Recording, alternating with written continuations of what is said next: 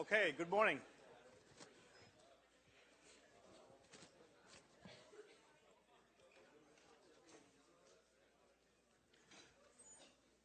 In the last lecture, I did a little demonstration for you where I showed you a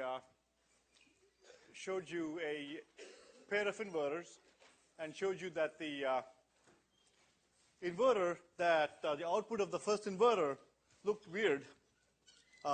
Certainly not like anything we've seen thus far. It looked like a slow rising transition like this. And using that motivation, we had begun our study of RC circuits. And in particular, for today, the lecture is titled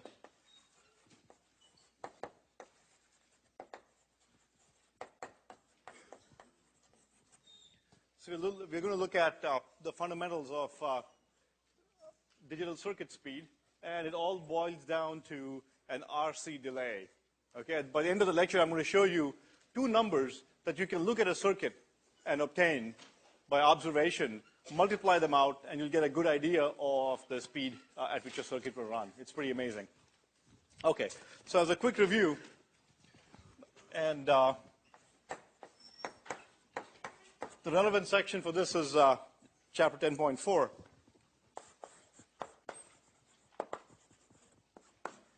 So as a review, we said to understand things like this, we need to develop the foundations for RC circuits. And the example I covered was that of a very simple circuit that looked like this. An RC circuit of this form. And I also showed you that for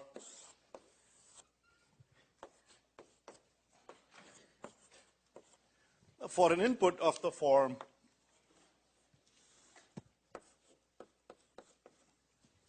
input that steps from 0 to Vi at time t equal to 0, and assuming that the capacitor state at time t equals 0 was 0. So what this means is that the capacitor starts from rest.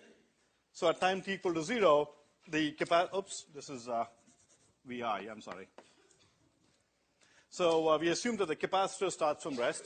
At time t equal to 0, I apply a Vi step, capital Vi, and then I want to look at how the voltage across the capacitor behaves.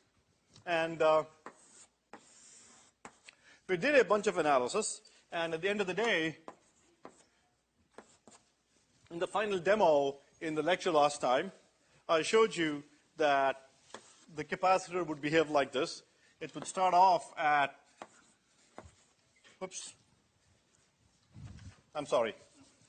this should be, let's assume this started off at V0. Okay, we get a different equation for 0. So let's say the capacitor started off at V0, in which case Vc at time t equal to 0 is V0 as expected. And we showed that the output would look something like this. After a long period of time, this would come up to Vi.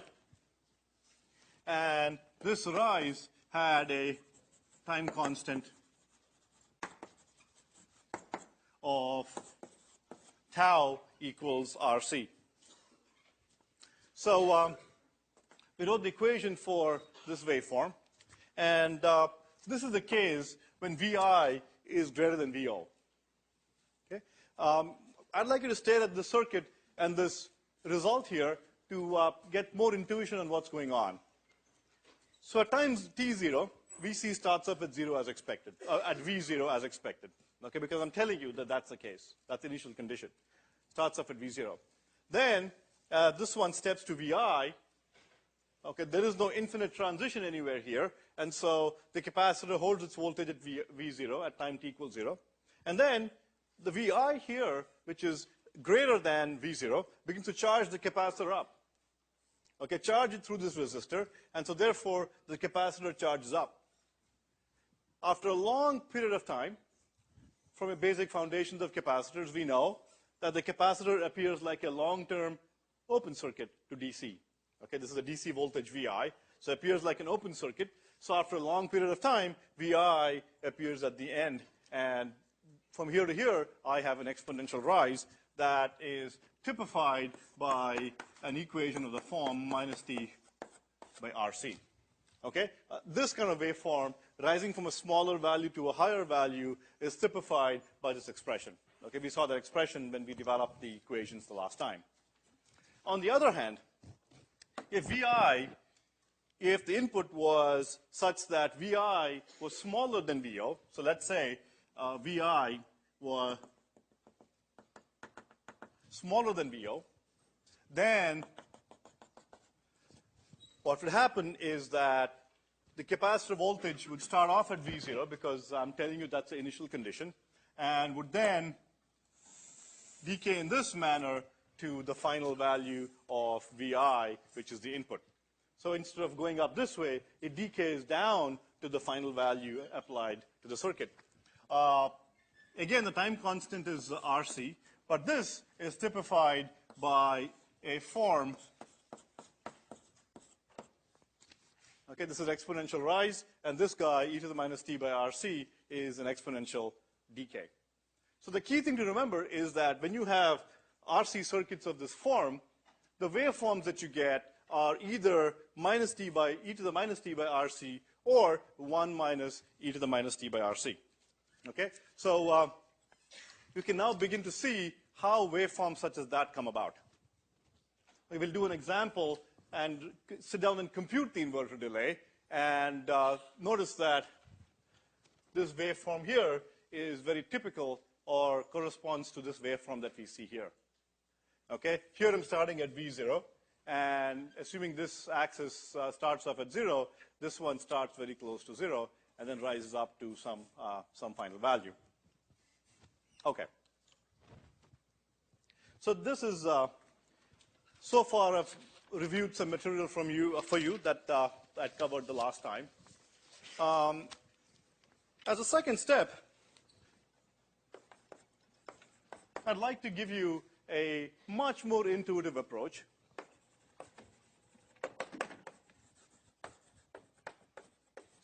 That doesn't involve solving any differential equations. Okay? And the reason I do this is that most experienced circuit designers do not sit down and write differential equations each time they see an RC circuit.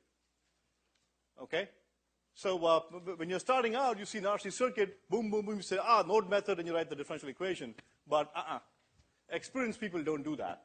Okay? They look at it, and they can sketch the waveform out by inspection. I'll show you how to do that. It is indeed incredibly simple once I give you some intuition. Throughout the rest of this course, I will be showing you many such examples where initially I develop the foundations of stuff, and then show you an intuitive approach that very quickly lets you either get the final answer or at least sanity check the answer that you've gotten. And this is how experienced circuit designers deal with stuff. So how many people here have seen this movie, Bend It Like Beckham? So, this Beckham character doesn't think about how he's going to curve the ball. He just does it, and it happens. Okay, he doesn't sit down writing, differential equations to find out, the projectile trajectory and all of that stuff. You just kind of do it. And so I'd like to, this series of intuitions I'm going to give you is going to be in line with the Bend It Like Beckham kinds of intuition. Okay? And this one in particular, I'd like to do in honor of one of your recitation instructors, Professor David Perrault. Okay, and so this piece of intuition is going to be termed Practice It Like Perrault. Okay, watch what I do with the other names. So, so Professor David Perrault is really a world expert in designing really incredible power supplies for very, very small chips and so on. Okay, so he doesn't sit and write differential equations to do this stuff. He looks at it and sketches it out. So let me show you how he would do this. Okay, so suppose I have my circuit like before, Vi, R and C. Okay, and I'm telling you that Vc of 0 is V0. and my input, Vi,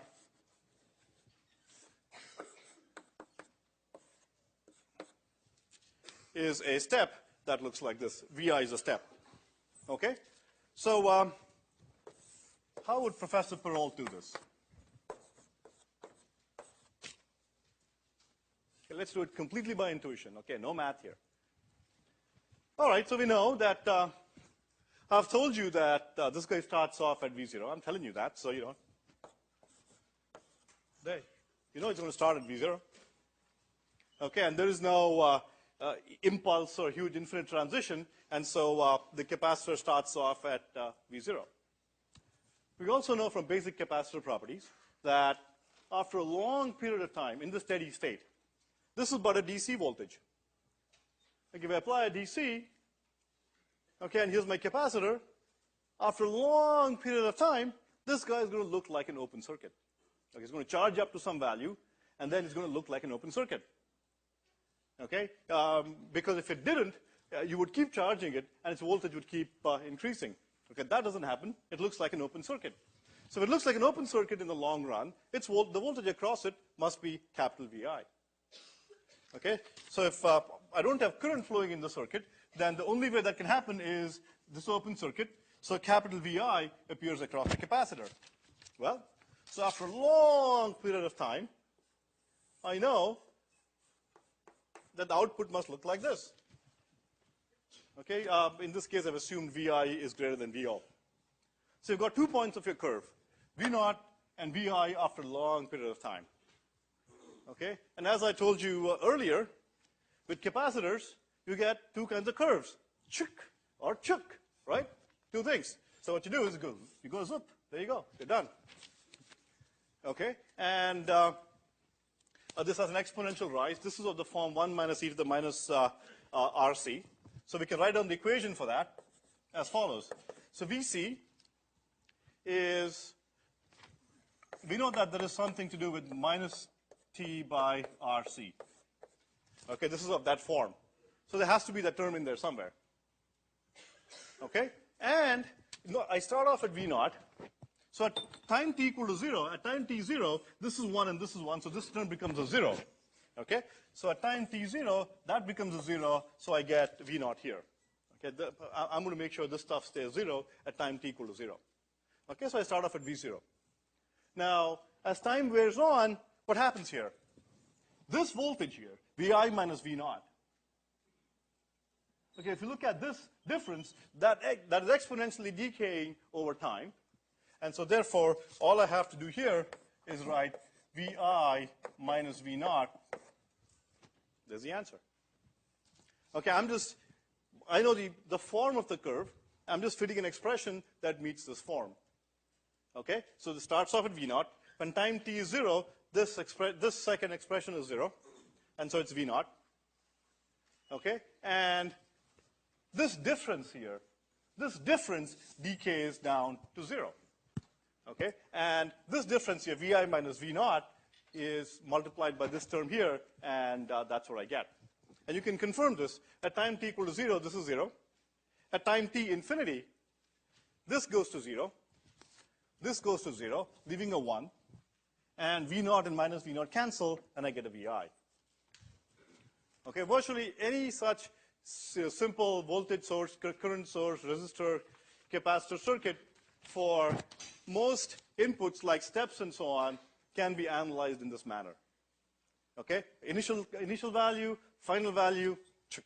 Okay, it's simple. Okay, and just to show you that this is simple, I'm going to label this expression this way. It's of the form 1 minus e to the minus t by RC. Just remember that. Now, by the same token, what if Vi had been smaller than V0? Then, that's simple too. I would have had my Vi being here.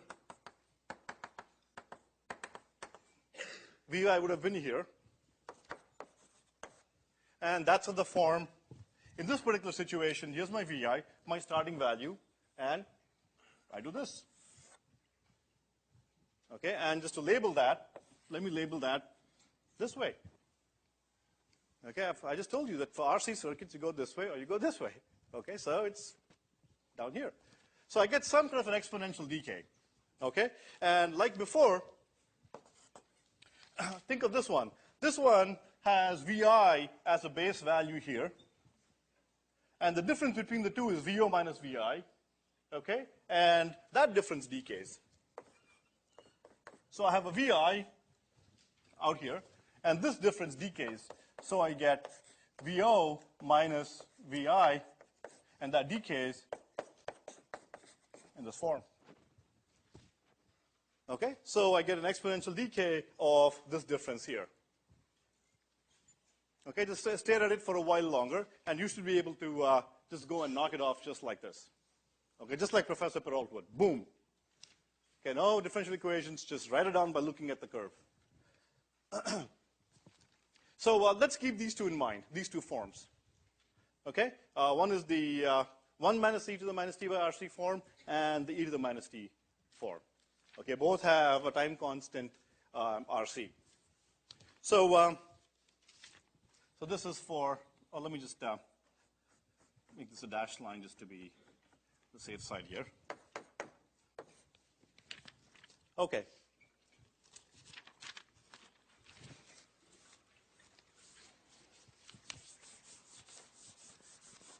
So that's a first piece of intuition. And as I pointed out before, in problems you face in life or in ones that we give you, feel free to use the intuitive method. Okay? And or what you can do is apply the mathematical method and then check your answer by using your intuition. Okay. So now what I'd like to do next is apply what we've learned so far to figure out what we set out to figure out, which is the delay of my inverter. Okay? I promised you that by the end of this lecture, I was going to close the loop on that little demo. Okay? I was going to close the loop for you on this little circuit that we had looked at, one inverter driving another inverter. This was A, this was inverter X, and this was my node B. What the green curve you see out there, the middle one, has a transition shown up there. And what I'm going to do next is use the results we've gotten so far to compute a number.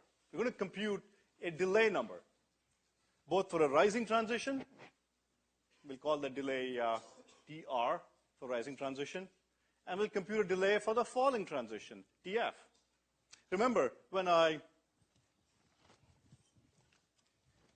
remember that this is the input that falls down sharply. The intermediate node B rises much more slowly. And because this rises much more slowly, this guy here falls a little after this transition here. And so there is a delay. Okay? And I'm going to apply what we learned so far and do an example for you and figure out what that delay is.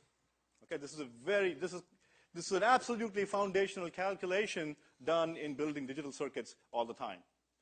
Okay, it's remarkable that something so simple is used in designing even the most complex of circuits to obtain very quick ideas of what my delay will look like when I have some sub-circuit driving some other piece of sub-circuit.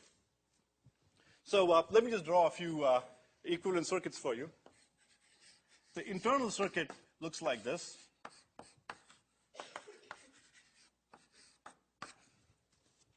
This is my inverter X, A, my node B, and notice that I have this capacitor C GS. Since I'm interested in this node, let me show you that this capacitor explicitly. It's because of this capacitor here that arises because of this MOSFET here between the gate and the source. And that capacitor gives rise to this RC thing that we're seeing. This is RL, this is RL, VS, VS. Okay, and let's say, just as up there, at time t equal to 0, I get a transition like so, a falling transition from, say, 5 volts to 0 volts at the node A. Okay, this is VA here. That's shown up there. And VB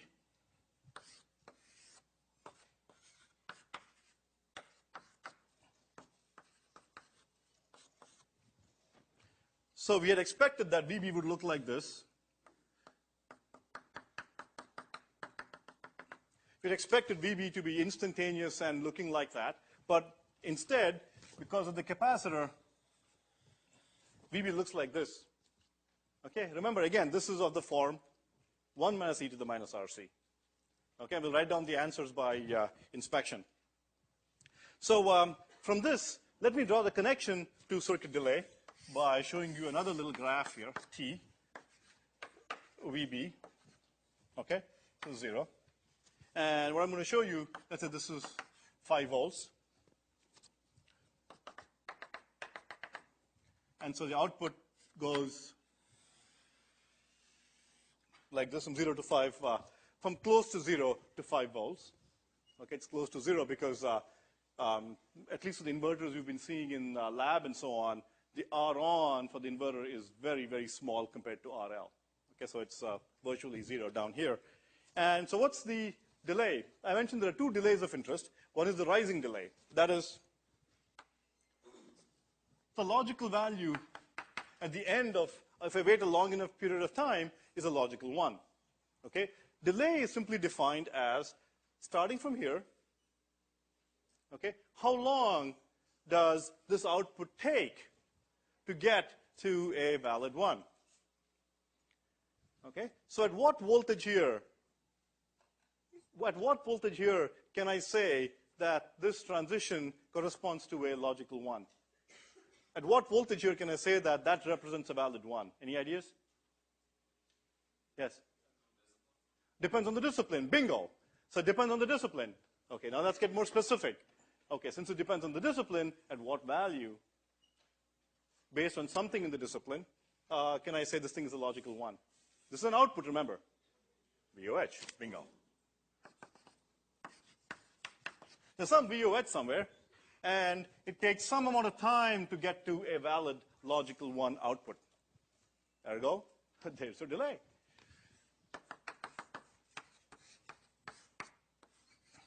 This is TR, and I call this the rising delay of the inverter X.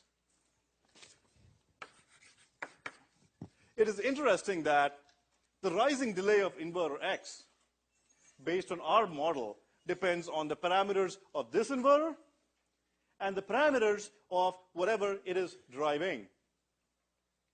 Okay, so remember that the delay is not necessarily just a property of the inverter itself, but it depends on the context.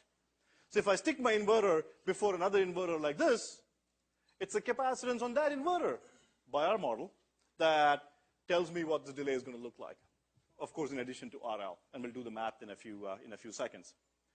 By the same token, if I had this wire connecting not to one inverter, but going to 10 other inverters, I expect to have a capacitance equal to 10 times CGS. And so therefore, this thing should rise even more slowly, correct? Okay, the more capacitance on here, the slower it rises up. Simple. So if I put more and more load on this line by putting more and more capacitors, more and more MOSFETs on that line, more and more inverters, this will rise slower. In our example, I have just one. So let's go ahead and compute the delay. So this is called the rising delay of X. That says that for this node here to go from its output value to a valid 1, which is VOH, how long does it take?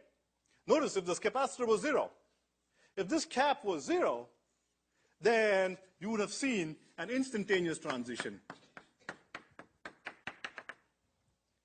And if you saw instantaneous transition, then notice that the rising delay was 0. That was the model we had looked at up to learning about capacitors. Okay, so that's the delay. So let's go ahead and compute the number. So I can draw an equivalent circuit for computing a rising delay. The equivalent circuit for the rising delay looks like the following. There's a VS voltage source, there's a resistor RL, and there's a capacitor CGS. Okay? Because when I turn this guy off, this guy has gone off, and so as far as the rise time of this node is concerned, I can look at this circuit. Ground, through CGS, through RL, through VS, back to ground. Okay? And just for simplicity, let me draw this in a form that we understand. The CGS, let me use this as my ground node. And this is the voltage VB. And this is RL. And V is simply VS once that transition happens. So by our equations here, VI equals VS. And what's VB0? VB0 is at what value does this node start out? Notice that for simplicity here, if this R-on is much, much smaller than RL, okay, then this node will be very close to ground. So I'll just go ahead and say that VB at time t equal to 0 is approximately 0. Okay? And then what I want to find out is what does the value look like for time starting from 0 and then going forward? Well, we become experts at this now. Okay, let's do the intuition here. Okay, start off at 0. Okay, that's good. Because my initial value is 0, so I start off here. What's the final value? After a long time, since this is a DC voltage, what will be the value at VB after a long time? Pardon? VS. Okay, so if I wait long enough, then it's going to be at VS. Aha! This is greater than the initial value, so we go done. Okay, that's my e to the minus 1 minus, that's 1 minus e to the minus t divided by RC form. Took me 3 seconds there. Okay, it's pretty cool. So we can write the expression too. We can write the expression for this, and the expression was I take my starting value, which is 0, and I add to that this difference, Vs, and I multiply that by this form. There we go. And remember, this I get this from that rising form. Okay, up here. V0 is 0, this is 0, so it's simply Vi times that, and Vi is Vs. Okay, I really would like you to get this intuition. Okay, if you were given if I had two choices, one is that you understand the intuition and able to sketch that, versus in your sleep be able to solve the differential equation and get to the answer. I'd much rather you get the intuition. Okay, if it's one or the other. Okay, so it's very simple. Start off at 0, I go chuk, and boom, I get to Vs, and this is my 1 minus e to the minus t by RC form. Okay, so I need to compute TR, and TR is the time that this takes to get to VOH. Okay, so let me just sum that up. So for what value of time, for what t does VB reach VOH? Okay, so I want to find TR. So TR, what's TR? So from that equation, that simply tells me the trajectory of VB as a function of time. And so I need to find out what is t for which VB is VOH. So I write VOH equals Vs 1 minus e to the minus t rise time by RC. Okay, so after a rise time, my output is going to be VOH. And so let me go ahead and find TR. Okay, so let's see. I bring this to this left-hand side. I move VOH, I divide VOH by Vs, and then I move things around, and what I end up getting is minus TR RC, and on the other side I get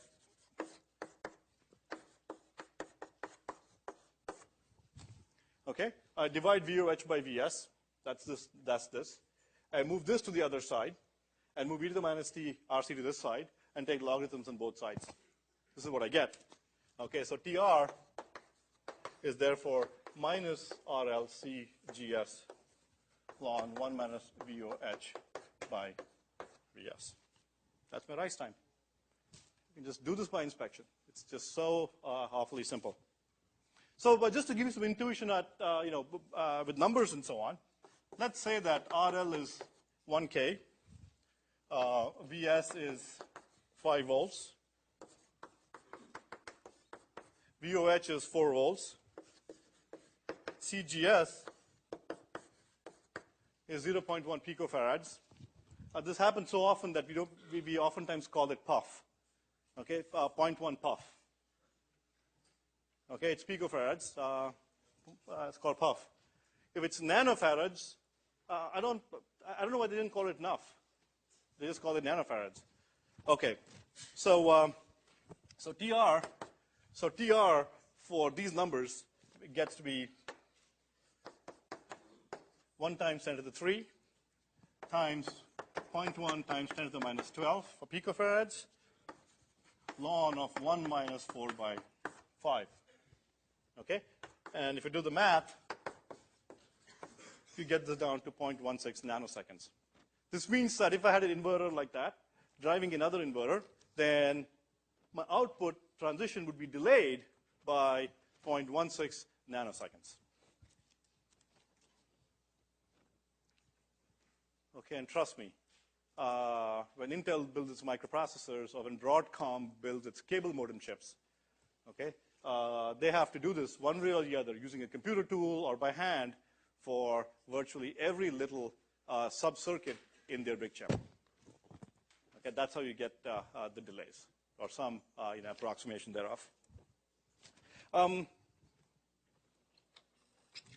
What I want you also to do is, for no particular reason, okay, I'll just compute for you the following quantity, RLCGS, the time constant of that circuit, okay, for no reason at all. I'm just going to compute it and stick it here, okay, and RLCGS, 1K times 1 picofarad is simply 0.1 nanoseconds.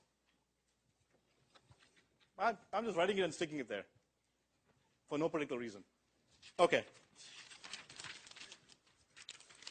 All right, as the next step, let's do the falling delay.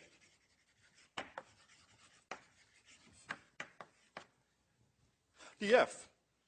Okay, that's a rising delay. And although I didn't show this to you in the demo, there is a corresponding delay for the fall time. It doesn't fall instantly, but rather it falls rather slowly. So let's draw the equivalent circuit for when the node X falls. Notice that in my inverters here, this node starts off being at Vs. Okay? This is high. And this is going to fall because when I turn this transistor on, it's going to pull this node to ground. Or this is going to fall down. And what's the equivalent circuit? The equivalent circuit is that ground through capacitor to this node. At this node, I have R on connecting to ground, and I have RL connecting to ground through Vs. So let me draw that little circuit for you. Remember, life begins and ends on storage elements, so I'll draw them first. My storage element, CGS. That's VB. Okay, and as I said, it goes from, this is node X, goes from R on to ground, and it also goes through RL, through Vs, to ground. Okay? And in this particular situation, VB of 0, the falling delay, VB starts off at Vs, so VB of 0 is Vs. Okay? And the output, the final output, I'm not sure yet. What is the final value of the voltage at this node? Okay, I don't know that yet. I need to compute that. Okay, so what I'll do is, whenever you see something like this, okay, a capacitor connecting to linear stuff, okay, or a nonlinear element connecting to linear stuff, Okay, for no apparent reason, you should, at least think about what? Think Thevenin, exactly. Okay, and then see if you can use the Thevenin method to simplify your life. Okay, capacitor, a bunch of stuff here. I need to find out the initial value. Oh, I know that. That's Vs. Done. I need to find the final value using my intuitive method. For the final value, I could do it just by looking at this, but hey, I wanted to throw in Thevenin. So hey, let me try the Thevenin equivalent and see if that makes my life any easier. So a VTH. Well, the Thevenin method says that you can replace this circuit here with a Thevenin equivalent of this sort for the purpose of determining what happens at this node, given that that is linear.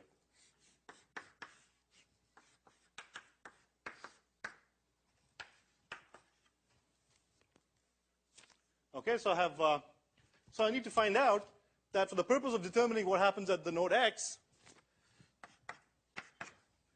okay, I have to replace this with its Thevenin equivalent, and I now need to find out RTH and VTH. So I get RTH by looking in here, okay, shorting this guy and looking at the resistance. So I look in like this, and then I short this guy here, okay, and I get RL in parallel with R on because this one shorts to ground. So RTH is simply RL in parallel with R on. Okay, this is a convenient notation for RL being in parallel with R on. And you all know the value of that. It's another one of our very simple patterns like voltage divider and so on. Resistance in parallel can be computed as RL, R on divided by RL plus R on. What is VTH? VTH is the open circuit voltage here. Okay, so if I ignore this, if I take out this capacitor, I want to find out what the voltage here is. And aha, voltage divider. Okay, Vs, the voltage divider here, RL and R on. So I can write this down as Vs times R on divided by RL plus R on. Remember, you will see again and again and again and again in 6002 or any circuit stuff that you do, you'll see them all over Thevenin.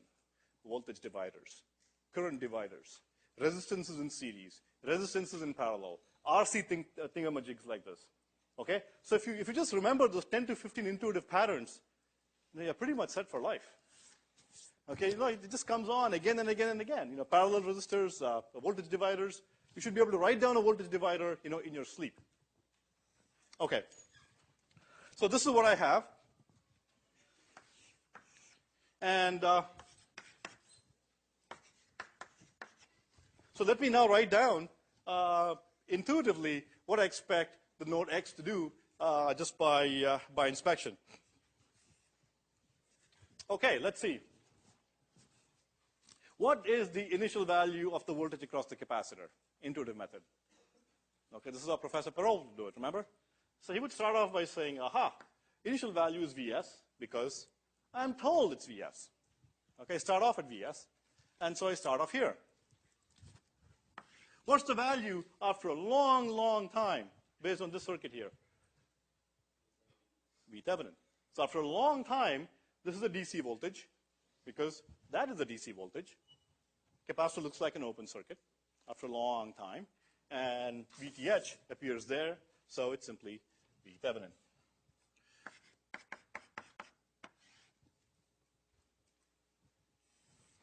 Okay? And then when you see those two, boy, I love doing this, you go like this. That's the coolest part. Okay, and I'm done.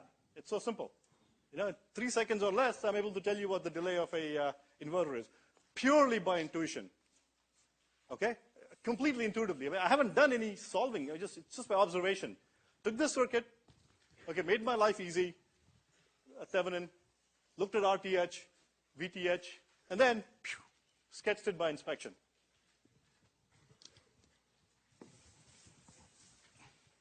And again, if you find that things are really, really very simple, don't be surprised.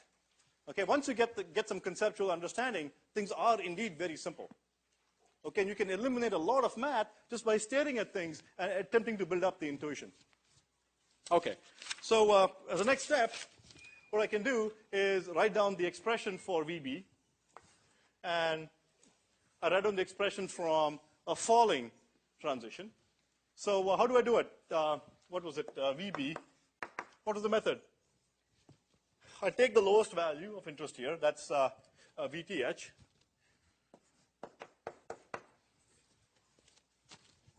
Okay? And then I add to that this difference, decaying exponentially. And that difference is simply Vs minus VTH. And that decays exponentially. Okay, this form is the e to the minus t by RC form. And boom, I'm done. So many of you are wondering, so Professor Agarwal, if life was so simple, why on earth did you have us mess around with those differential equations, to get here? You show us differential equations and then you don't use them anymore. Well, that's a good question. The answer to that is that you need to understand the foundations. Okay? Once you understand the foundations, you can find simplifying techniques to get to where you need to be. Okay, but you need to understand the foundations. Okay, you need to at least see why things are the way they are at least once. Okay? Understand the foundations and then find intuitive ways of getting your answers. Okay, so now my falling delay here is I start off with VOS, and I need to get all the way down to what value to compute my. So at some point here,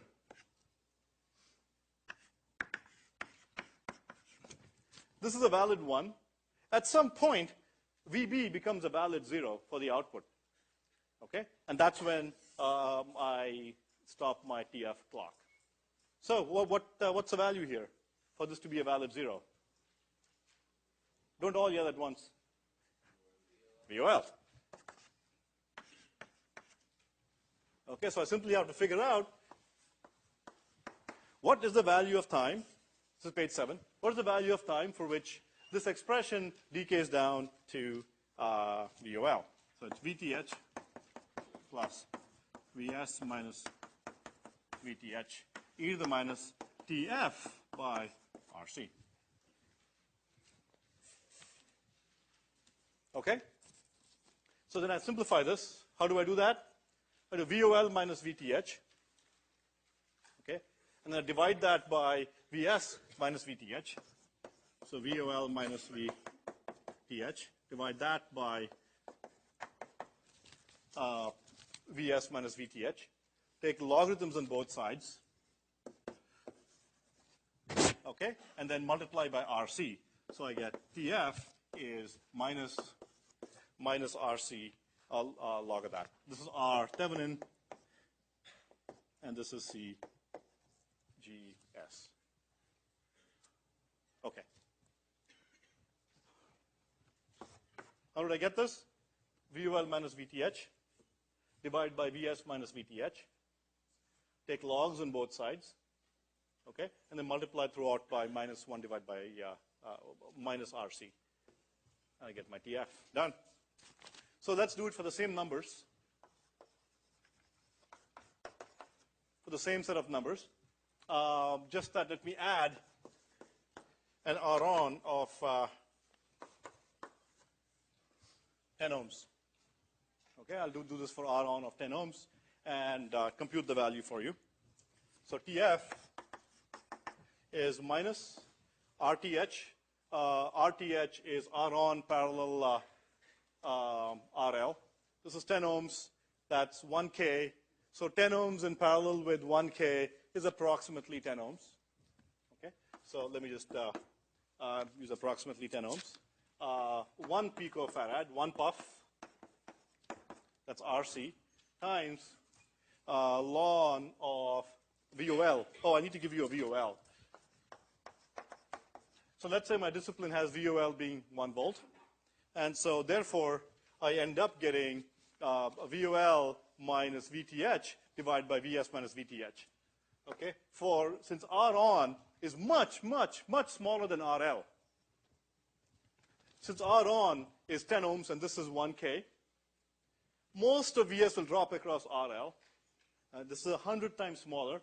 So compared to VOL, which is 1 volt, VTH is very, very small. VTH will be on the order of 0.05.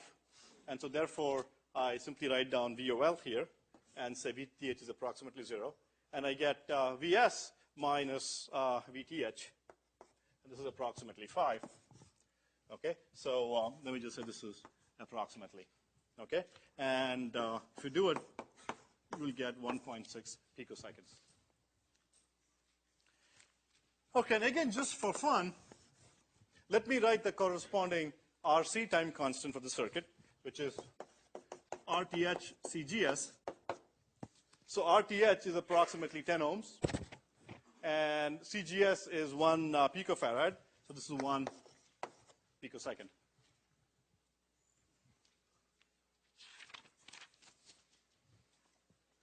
Okay, so now you'll understand why I've been writing this time constant down. It turns out that the time constant is a very, very important number. So if you see an RC circuit and you compute its time constant for a RLC connection like this, it's the series resistance times the capacitor. The time constant is a very important number. Okay, and usually the circuit delays are in the neighborhood of the time constant value. Okay, in this case, this is 1 picosecond, that's 1.6 picoseconds. And in this case, we had 0.1 nanoseconds and 0.16 nanoseconds.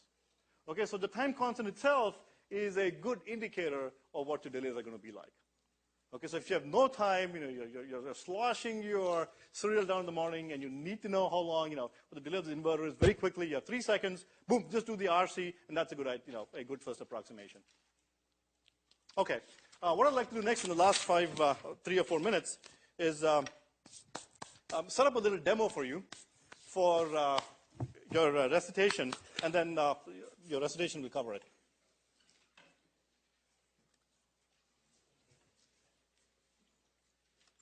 Okay, so this is a true story. Okay, this really, really happened. So in this West Coast school, okay, and which shall remain nameless, okay, they had a chip. They built a chip. Okay, and the chip had a bunch of pins, as you might imagine. And the pin, as you have a trace on a board, a wire on a board, there is some capacitance attached to wires between the wire and ground. And that's the capacitance. I just call it the load capacitance. It could have been 0.1 puff or 0.01 puff or something like that. Okay? So what they found when they built this chip, what they found was that the voltage here, they expected to look like this. This computer science abstraction and so on, 0 to 1 transition, boom, it should look like this. But for the reasons we saw today, the observed transition was much slower and looked like this. So the student said, aha, let's speed up this chip. Okay, we can speed up the chip by looking at the RL and RON of my driving inverters. And if I make RL small, notice if I make RL small, my delay is small. Okay, if I make RON small, my falling delay is small. So let's make really small RLs and RON, and let's all have fun. Okay? So unfortunately, what they observed was that by making RL and ROL both small, the RC time constant small, they expected to see a much sharper rise time. And this was the original, but what really happened was they expected this to get faster and kind of look like this. But what happened was disaster struck. Okay? What they observed was something like that. This is a real life story. And instead of getting something like this, they got something like this. And why is that a problem? That's a problem because, notice, when I expect to be at a 0, I got some spikes that went higher than VIL into the forbidden region, okay, and did bad things to me. So let me show you a little demo and show you that that's exactly how the circuit is behaving. You can switch to that. Okay, so notice that this is what I expect, but this is what I see. Look at the purple curve here. Okay, notice these spikes that are showing up there. This is true. They saw it happen. Okay, and why is this happening? So it turns out that what was happening was that the two pins, okay, the two pins were next to each other. And I'll show you a little demonstration here, and let's see if you can figure out why this was happening. So you want to show the, think of these as two pins. And the pins are close together. I'm just modeling the two pins with a roll of wire. And what I'm going to do is,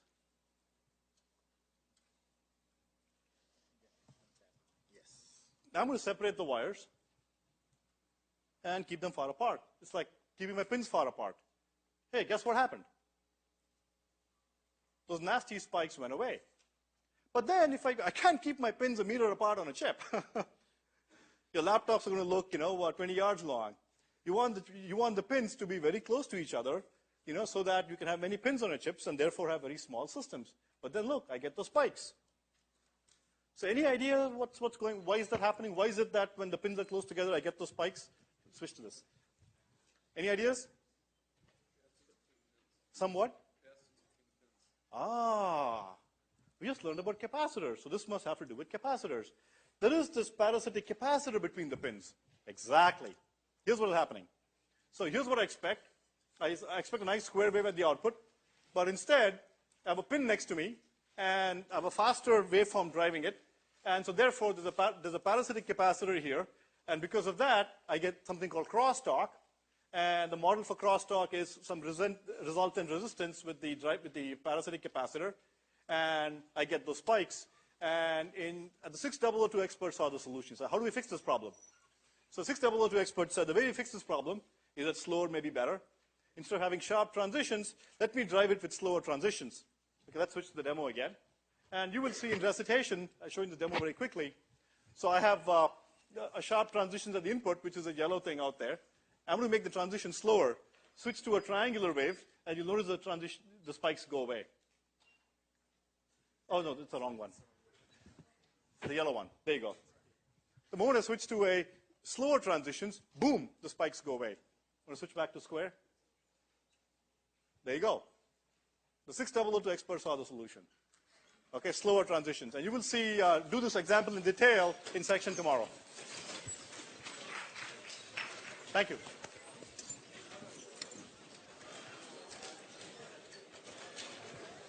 Yes.